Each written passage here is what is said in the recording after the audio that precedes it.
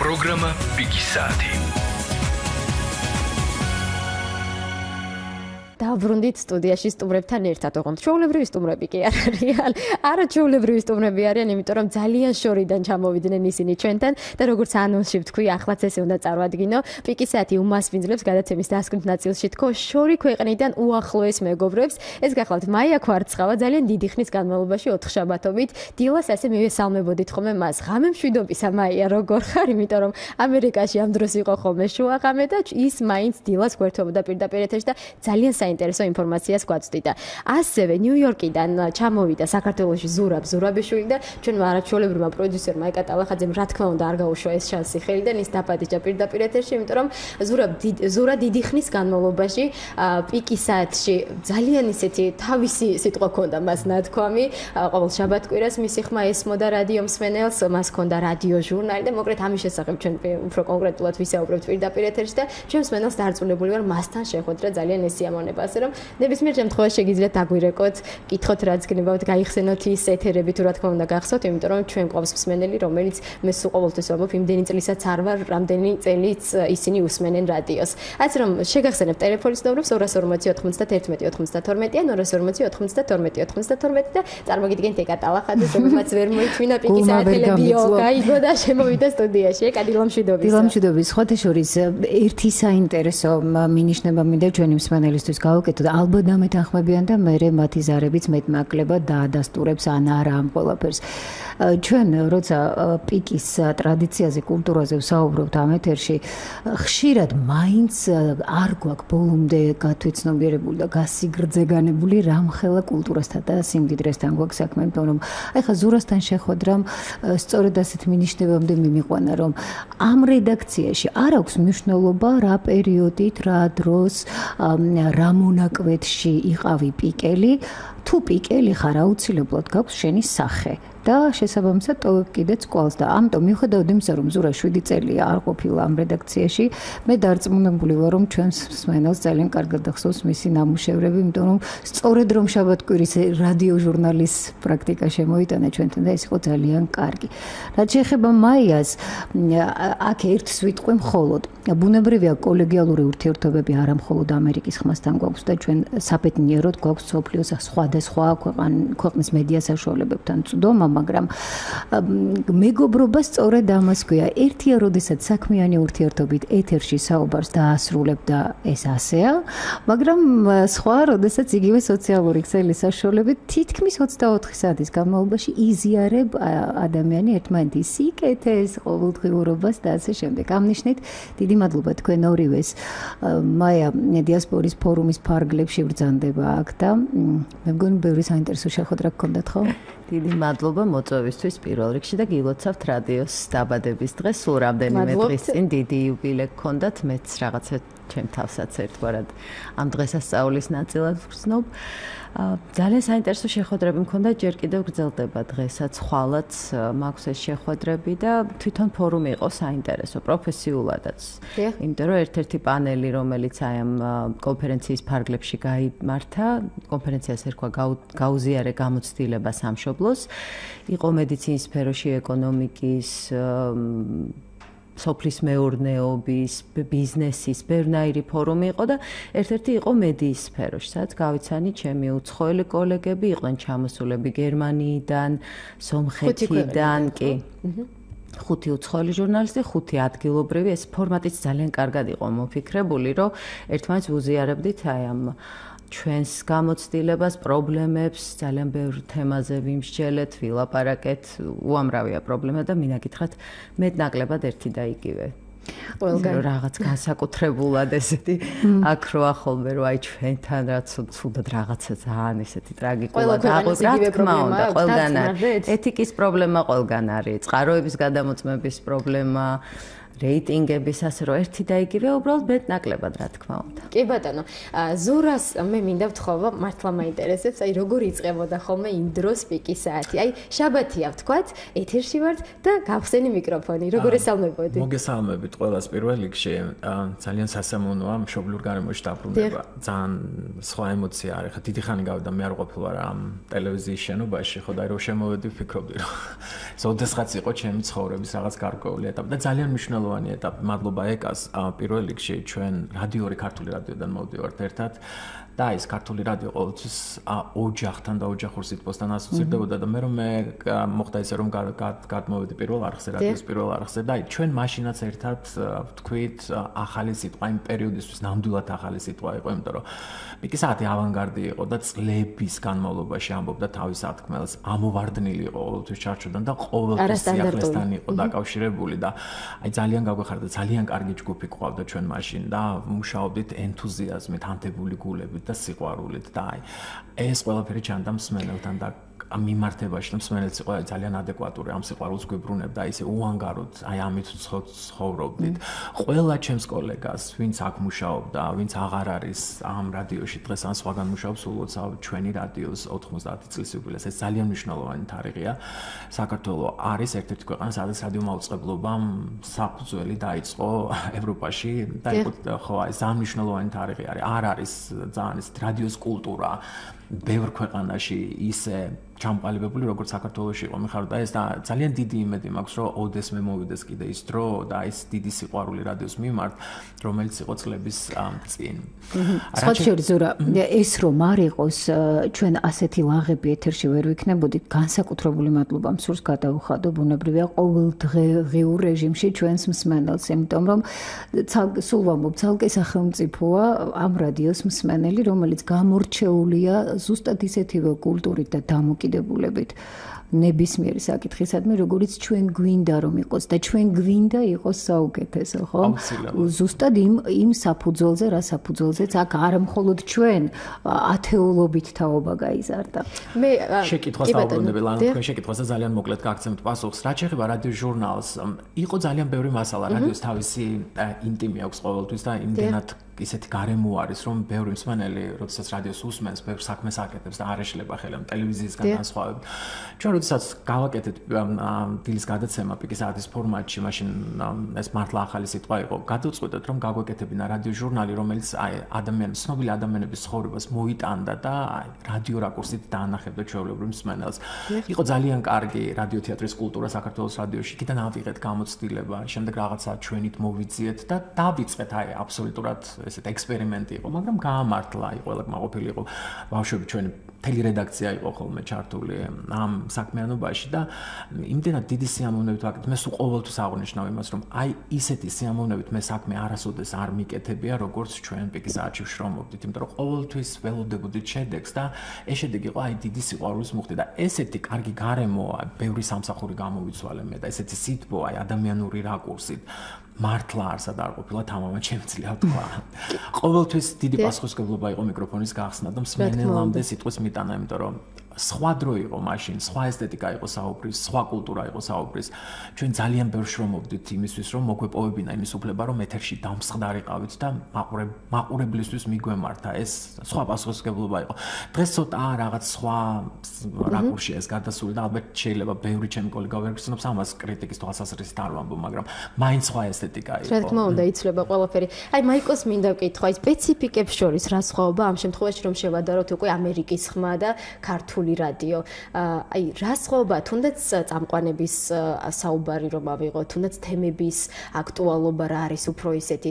ან საერთოდაც არის სხვაობა? ძალიან დიდი სხვაობა ის არის, რომ თემების მხრივ ჩვენ უცხოეთის ამბებზე უფრო მეტ ყურადღებას ვამახვილებთ. ეს არის შედარებით ნაკლებად ქართულზე, იმიტომ რომ თქვენი იმხელა ის მიყავთ ქართული ახალი ამბების, რომ ჩვენ უბრალოდ ვერ დავფარავთ ფიზიკურად ამხელა გეოგრაფიულ სივრცეს. ამიტომ ეს არის ძირითადი სხვაობა. დანარჩენი რა გითხრათ, მე ძალიან სიამოვნებს, აი ასაკიანი ხალხისგან მომისმენია, რომ ტელევიზიაშიც მუშაობ, არ ვაკნინებ არანაირად ტელევიზიას, მაგრამ ბევრისგან გამიგია ჩვენზე უფროსი თაობისგან, რომ ქართული ენის კულტურა ბევრად უფრო შეინარჩუნა რადიომ, ვიდრე ტელევიზიამ და ხა სიმართლე გითხრათ, სიამოვნებს და მესმის კიდევაც ტელევიზიაში იმხელა ფაქტორია ვიზუალური რომ ძალაუნებურად უყურებთ ის ტრეინინგი რომ ჩამიტარეს ერთ-ერთი იქ ამერიკელებმა ყველას მეუბნებოდა რომ რაც არ უნდა ჭკვიანურად ისაუბრო ყველა მაინც იმას უყურებს თმები როგორ გაკეთებული ხო ასე რომ ძალაუნებურად გაგირბის ყურადღება ამიტომ აი ეს მხარე მე მაგალითად ძალიან სიამოვნებს რომ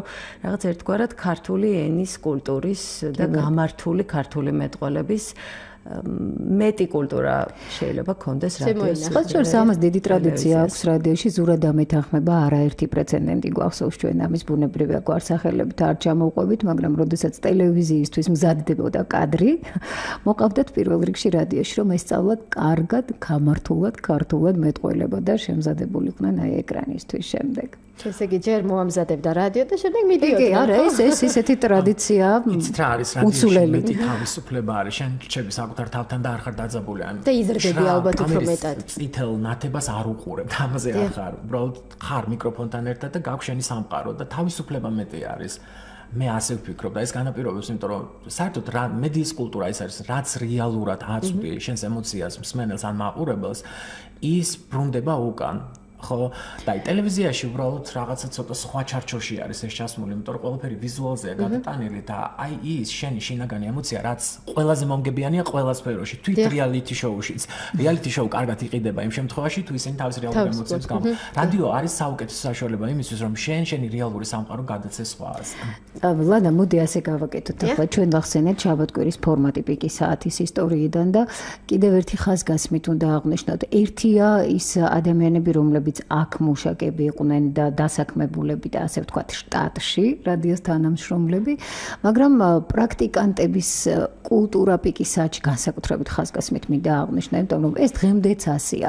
თუ კი ადამიანს შენ მოახერხე და მიაწოდე, მართლაც შეაყვარე და დაანახე რა რედაქციაში მოვიდა, ის ენთუზიაზმზე შენთან ერთად მოდის ფეხდაფეხ მოყვება და აკეთებს კარგ მასალას. ამნიშნეთ შაბათის ფორმატში ჩვენ რამდენიმე კარგი გოგონა ყავდა ხო მათ შორის გვანცა კიკალიშვილი რომელიც მერე მსმენელმა ისე შეიყვარა დღემდე არ ავიწყდება და არაერთი ძალიან ბევრი ესეთი კარგი ჟურნალისტი იყო რომ ჩამოვედი მქონდა შეხება და ძალიან გამიხარდა იმიტომ რომ ეს ინფორმაცია ხორცელდება ჩვენ მაშინ მართლა საუკეთესო ჯგუფი იყო ის არა იმიტომ რომ ჩვენ ვიყავით ამას ვიტყოდი ნებისმიერ შემთხვევაში სხვა ჯგუფიც რო ყოფილიყო ბავშვები რომლებიც უნივერსიტეტიდან მოვიდნენ და რომლებსაც არ ქონდათ ის ბაზა რაც უნდა ქონდეს აი როდესაც უმაღლეს სასწავლებელი ამზადებს ჟურნალის და მიდის თქვა ტელევიზიაში ან რადიოში სამუშაოდ მაგრამ აი აქ მათ მოკლე დროში შეძლეს რაღაცა სასწავლია იმდენად კარგად მოერგნენ ჩვენს ფორმატსაც და იმდენად კარგად შემოვიდნენ ჩვენს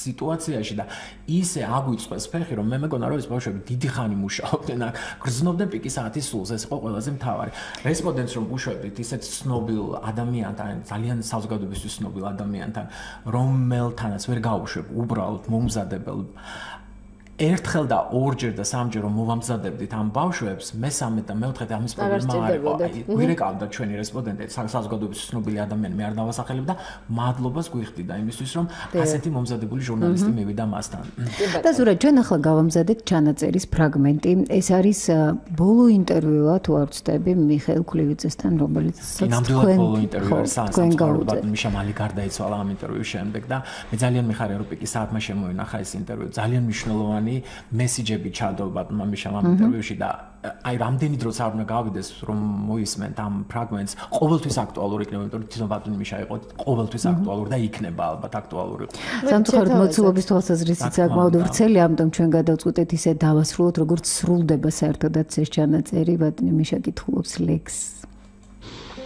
ვაპირებ ცხოვრებას სანამ ცოცხალი ვარ ვაზროვნებ სანამ და მკლავშია ძღონა მაქვს რამდენი ხანია ყოველ დღე ყოველ წამს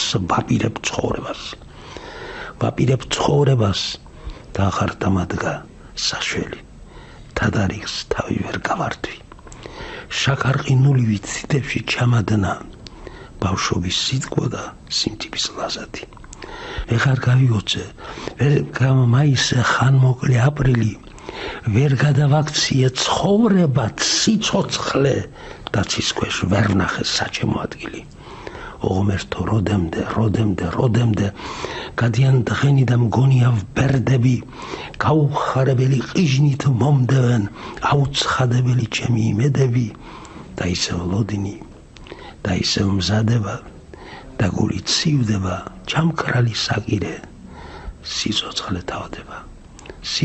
თავდება მე კი სულ ცხოვრების დაწყებას ვაპირებ აი ეს არაჩვეულებრივი ჩანაწერი, რომელიც შეგვიძლია თამამად თქვათ, რომ ოქროს ფონდში უნდა გადაინაცვლოს ამ ჩანაწერს, იმიტომ რომ ისეთი სიტყვებია. ვიდრე ჩვენ სტუმრებთან გავაგზავნებთ საუბარს, ერთი საინტერესო დეტალი. ზურა მოვიდა ხელდამშვენებული და როგორი განცდა მქონდა, იცი? ოჯახის წევრი რომ სადმე მიდის დროებით ოჯახიდან და დაბრუნდება და რა მოგვიტანე? ანთიტები მოგვიტანე. საჩუქრებს რომ ელოდები, ზურა, თავად გითხარი რა არის ეს? ეს არის ძალიან შესაყვარელო ოჯახში. ცნობილი ხედი ტურისტებისთვის, ვინც ჩამოდის ნიუ-იორკში. და ეს სურათი დარჩება რედაქციაში იმისთვის, რომ ნიუ-იორკის პატარა სული იყოს პიკის საათში. ძალიან მომწონს ჩვენიერია, ჩვენ ოსტატ დაამშვენებს ნამდვილად. ვისაუბრეთ წარსულზე, ვისაუბრეთ პიკის საათზე, თუ რა კეთდებოდა, როგორ კეთდებოდა, მაგრამ ჩვენ მსმენელსაც და ჩვენს გვაინტერესებს, რა თქმა უნდა, ახლა როგორ ცხოვრობთ, სად ხართ, რას აკეთებთ. ნუ მაია კვარცხავა ვიცით, რომ ამერიკის ხმის ჟურნალისტია, ამას ჩართვებიდანაც ვიგებდით თუ რას აკეთებს და როგორ მუშაობს და ზურა მოღვაწეობს ნიუ-იორკში.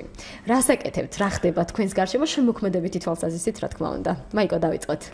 ნუ მე რაღაც ძალიან გახარებული ვარ იმით, რომ მას შემდეგ რაც მე მივედი, რაღაც ეს ტენდენცია იყო ჩვენი რედაქციის პოლიტიკა შეიცვალა, გაიზარდა ტელევიზიის, ეხლა რადიოში შეიძლება ცოტა კონტექსტიდან ამოვარდნილი იყოს ეს ჩემი სიხარული, მაგრამ ნუ მაინც მე უფრო მეტად აქ ტელევიზიაში მუშაობდი პირველ და მეორე არხზე, ამიტომ ძალიან მიხარია, რომ გავიზარდეთ ტელევიზიაში 300%-ით იქაც თქვი მოხსენებაში, რომ 10 წუთიანი გადაცემიდან 20 კიდე სიუჟეტებს ვაგზავნით და გაგვეზარდა პარტნიორების რაოდენობაც, ადრე ვიყავით მხოლოდ საზოგადოებრივ ტელევიზიასთან, ეხლა ვართ იმედთანაც, ხვალაც მაგ იმედში შეხვედრა, დავიწყეთ მაესტროსთვისაც მიწოდება სიუჟეტების, ასე რომ ძალიან მიხარია, რომ ამერიკის ხმა იმის მაგერად რომ ადრე პირიქით მცირდებოდა, რაღაც იყო დახურვის საფრთხე, ბიუჯეტი არ მტკიცდებოდა ხან კიდევ საერთოდ გაუქმება უნდათ ქართული რედაქციის, ეხლა პირიქით ხდება, გავიზარდეთ, რეიტინგებიც გაგვეზარდა, ისე რომ ძალიან მიხარია და ვამაყობ ამით. დღესაც მაქვს შეხვედრა ვბრძანეთ და ერთი ანონსიც გავაკეთოთ ამავე არხზე, დღესვე კიდევ ვაპირებთ ხომ მოსვლას მაიკო მიგრაციის მარშრუტებში ბრძანდებით მახარაძის მოწვევით მიგრაციის მარშრუტებში ვიქნებით. მე დაყურსასმენები მოიმარჯვეთ, იმიტომ რომ მსმენელი გველოდება.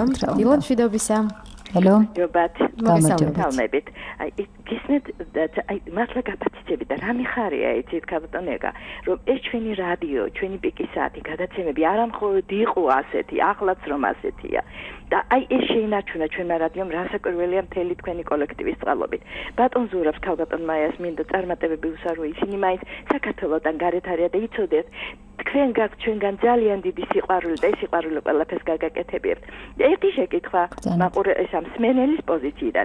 აი ქართული მსმენელისაგან დიდი განსხვავდება ის თქვენი უცხოელი მსმენელი. ის თქვენი უცხოელი მსმენელი. მადლობ ძარისთვის. განსხვავდება? მე იცით რა ძალიან არაკომპეტენტური ვიქნები ახლა ამ კითხვაზე რომ დაბეჯითებით პასუხი გაგცეთ, იმიტომ რომ ჩემი მსმენელი ქართველი მსმენელია, ისევ ჩემი მაყურებელიც ქართველი მაყურებელია.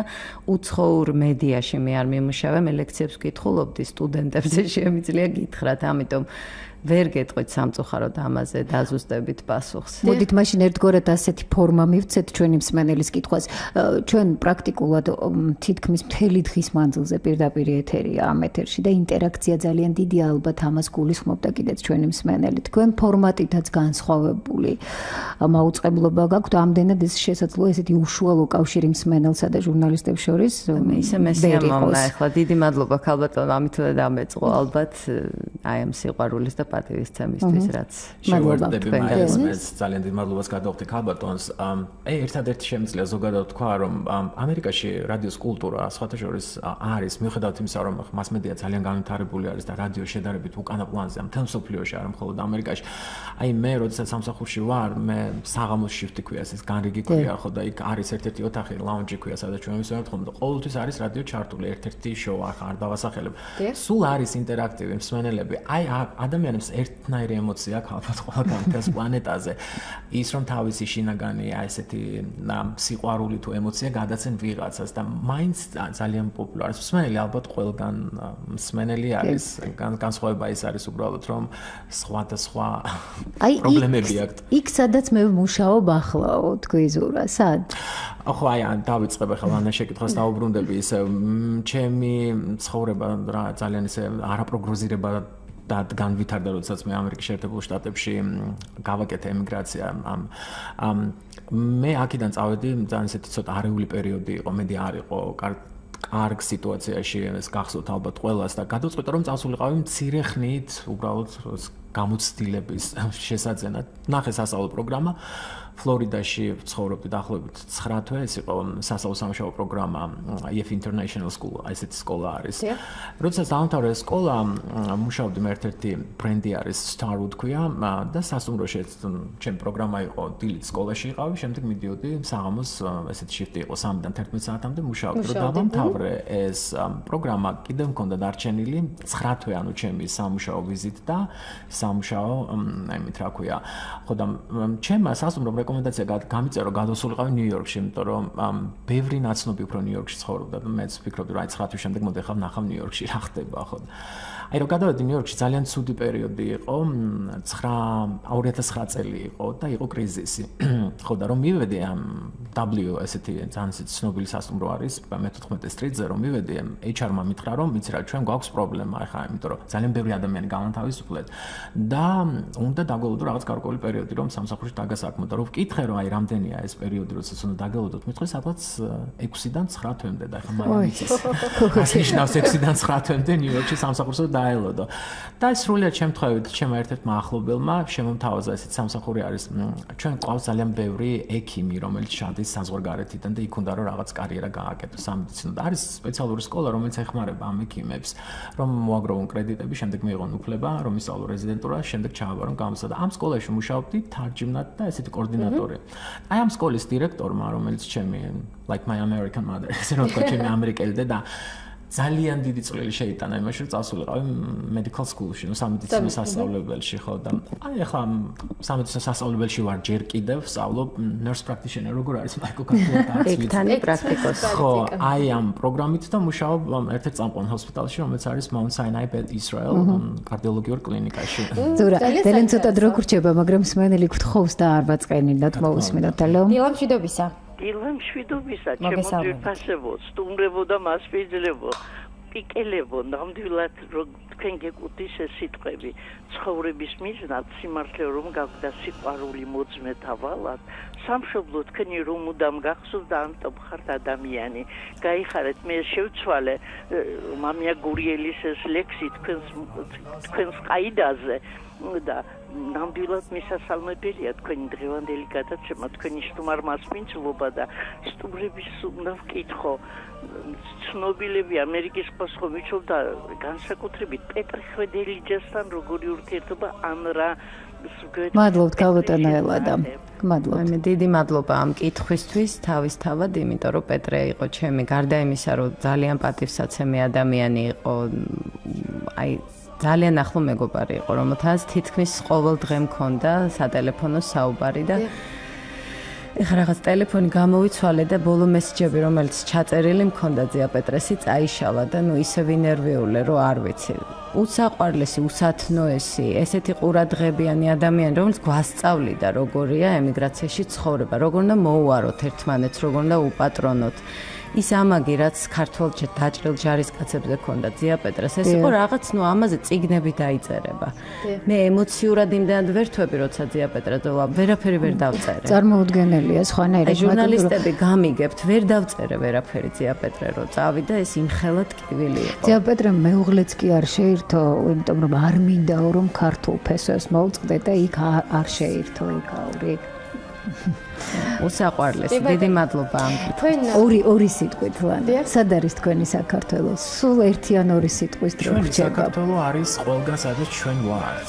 იმიტომ რომ ჩვენ ვცდილობთ რომ ჩვენი პატარა საქართველო და ის სიტყვა რაც ჩვენი აი ეს ქართული არის, ეროვნული არის, იყოს ყველგან. რთულად ხერხდება ეს მაიკო დამეთანხმება ალბათ, იმიტომ რომ ისეთი ცხოვრების რეჟიმი გვაქვს ჩვენს ამერიკაში, რომ ძალიან მცირე დრო რჩება იმისთვის, რომ რაღაცისთვის იფიქრო, მაგრამ მაინც არის ის სული, აი არ იკარგება. სადაც არ ალბათ კოსმოსში რო წავიდე, შენ მაინც იქნები ქართველი. ამიტომ საქართველო ყველგან არის, სადაც ერთი ქართველიც კი არსებობს, მე ასე ვფიქრობ. მეც დავდივართ ამ მიმართულებით მინდოდა დამესრულებინა საუბარი, სადაც არ უნდა იყოთ, არ აქვს მნიშვნელობა ვაშინგტონი იქნება თუ ნიუ-იორკი, მე დარწმუნებული ვარ, მე თქვენ მაინც ქართველები ხართ, რჩებით ქართველებად და თქვენი საქართველო არის კიდევ, იმიტომ რომ ისეთი გამართული ქართულად ლაპარაკობენ, ძალიან ბევრ შეცდომას უშვებენ, მაგრამ რასაც ამბობენ, რა სიტყვებიც იციათ, ეს ბედნიერება. ისეთი ქართულით ამბობენ, რომ აქ მეუნებიან, რომ აი სხვანაირად ლაპარაკობთ, ჩვენ უკვე დავივიწყეთ, უფრო ჟარგონებზე ვართ გადასული, ასე რომ რა ვიცი, ვერაფერს ვერ დავამატებ, ნამდვილად, სადაც ვართ, თავისი კულინარი, თავისი სიმღერებით. არ არსებობს ჩვენი სუფრა სიმღერების გარეშე. ხა როგორ შეიძლება იქ საქართველო არ იყოს? და ეხა ქართული ამოვარდნა რომ არ დაგვემართოს საინფორმაციო სამსახურს დააბუთმოთ დროს სრული საათია. დიდი მადლობა. დიდი მადლობა მოწვევისთვის. ყველგან გისურვებთ წარმატებას. მადლობა კითხვებისთვის. გვესტუმრეთ, თქვენთან ერთად უნდა დავასრულოთ დღევანდელი გადაცემა.